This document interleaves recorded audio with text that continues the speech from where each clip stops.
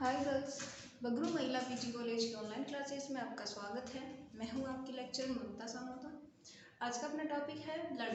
ठीक है, what the mean of blood. Blood क्या है? ठीक है, रुधिर।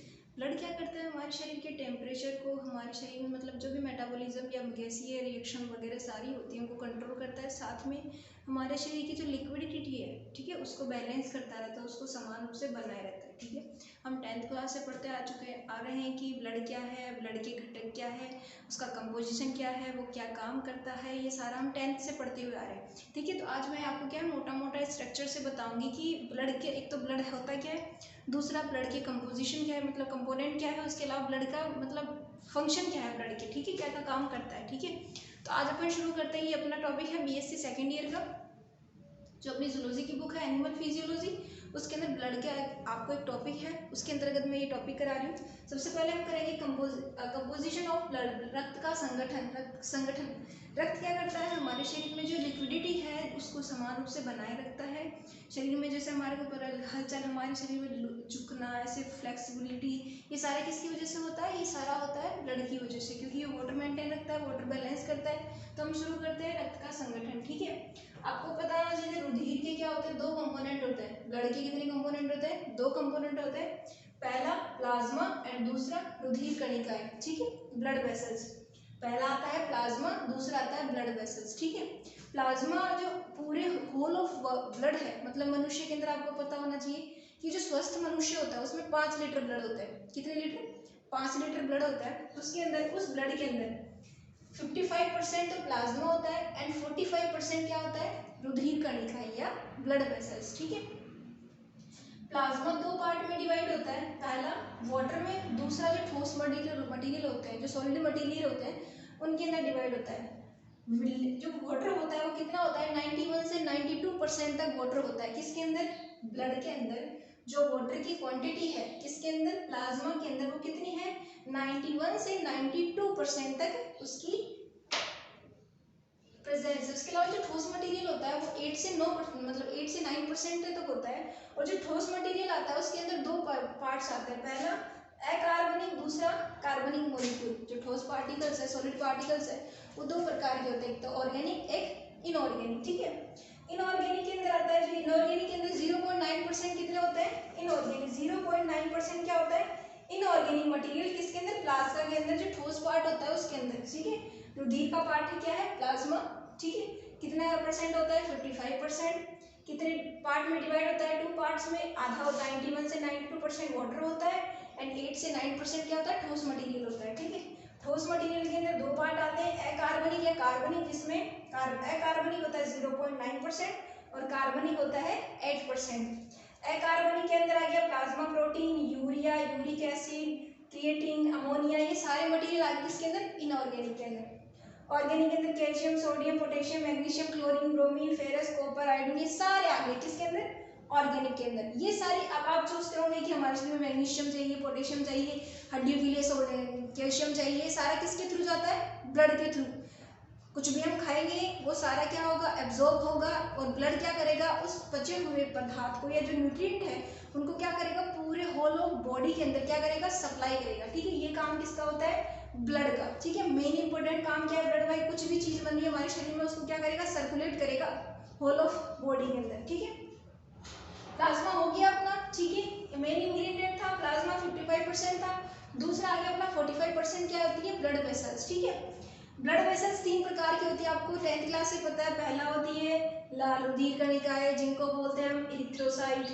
दूसरी होती है श्वेत रुधिर कणिकाएं, जिनको बोलते हैं ल्यूकोसाइट्स।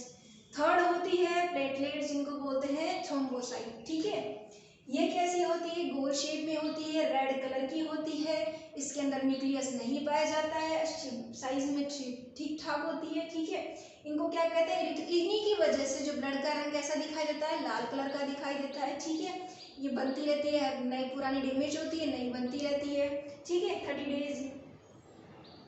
इनको क्या कहते हैं? लाल रुधिर कणिका। दूसरा आ गया श्वेत रुधिर कणिकाएं। मैं इसलिए बता रही हूँ क्योंकि हम पढ़ते आ रहे हैं, 10th क्लास से पढ़ते आ रहे हैं, 10th 11th 12th सब में पढ़ा है, इसलिए मैं इसको बस चार्ट के थ्रू डायग्रामेटिकली आपको इसको ऊपर ऊपर से समझा रही हूँ। डीपली आपको जरूरत नहीं है, क्योंकि डीपली हमारे इस पर क्वेश्चन बनता नहीं है। हमारा क्वेश्चन बनेगा तो लॉन्ग क्वेश्चन बनेगा जिसमें हमको पूरा डिफाइन करना होता है, ठीक है। श्वेत रुधिर कणिका क्या बोलते हैं? व्हाइट ब्लड वेसल्स या ल्यूकोसाइट, ठीक है। ये कैसी होती है? आकार में सबसे बड़ी, इन तीनों कोशिकाओं में आकार में सबसे बड़ी कौन सी होती है? श्वेत रुधिर कणिकाएं, ठीक है, जिनको क्या कहते हैं? ल्यूकोसाइट कहते हैं। इनके अंदर न्यूक्लियस पाया जाता है, इसलिए इसको लिविंग सेल भी कहते हैं, क्योंकि इसी के अंदर न्यूक्लियस पाया जाता है, ठीक है। थर्ड आती है अपनी प्लेटलेट्स, ठीक है, जो 1 से लेकर 5 दिन के अंदर इनका बनती रहती है, बार बार बनती रहती है, ठीक है, जिनको क्या बोलते हैं? थ्रोम्बोसाइट।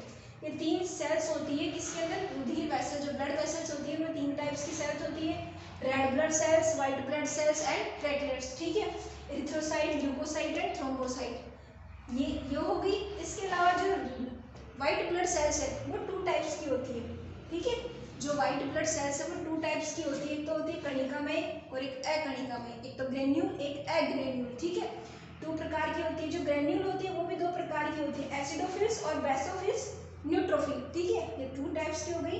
कणिकामय जो ग्रेन्यूल थी वो 2 टाइप की होती है, एसिडोफिल्स और बेसिडोफिल्स न्यूट्रोफिल, ठीक है। और जो एग्रेन्यूल थी वो 2 प्रकार की थी, लिम्फोसाइट और मोनोसाइट, ठीक है। ये होल ओवर अपना क्या हो गया? रक्त का संगठन, जिसमें हमको क्या दिख रहा है?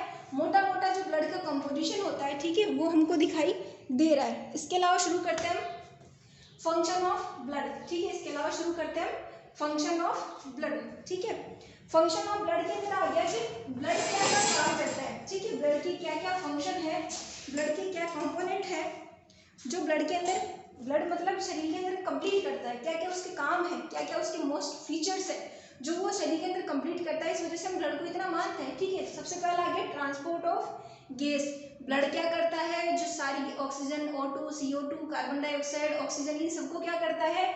बाहर से लेता है, मतलब बाहर से हमने लिया, रक्त के अंदर घुल गई, हीमोग्लोबिन होता है, अटैच हो जाती है, ठीक है, उससे सारे क्या पहुंच जाती है होल ऑफ बॉडी के अंदर, ब्लड के थ्रू, ट्रांसपोर्ट ऑफ ब्लड के थ्रू गैस का ट्रांसपोर्ट होता है। सेकंड आ गया ट्रांसफर ऑफ न्यूट्रिएंट, जो न्यूट्रिएंट है मतलब जो पोषक पदार्थ है उनका भी सप्लाई किसके द्वारा होता है?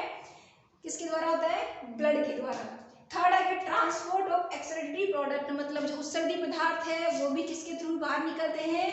किसके थ्रू बाहर निकलते हैं? ब्लड के थ्रू, ठीक है। फोर्थ आ गया कंट्रोल ऑफ बॉडी टेम्परेचर, ठीक है। जो ब्लड का मेन कैरेक्टर क्या है?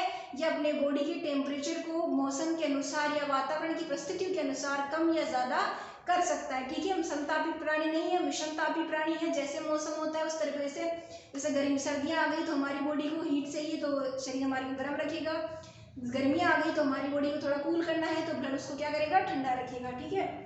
फिफ्थ आ गया अपना ट्रांसपोर्ट ऑफ अदर सब्सटेंट। अदर सब्सटेंट मतलब अलग, अदर सब्सटेंट अन्य पदार्थों का परिवहन करना, जिसके अंदर आ गया एंजाइम, हार्मोन या एंटीबॉडीज, ये सारे क्या आ गए?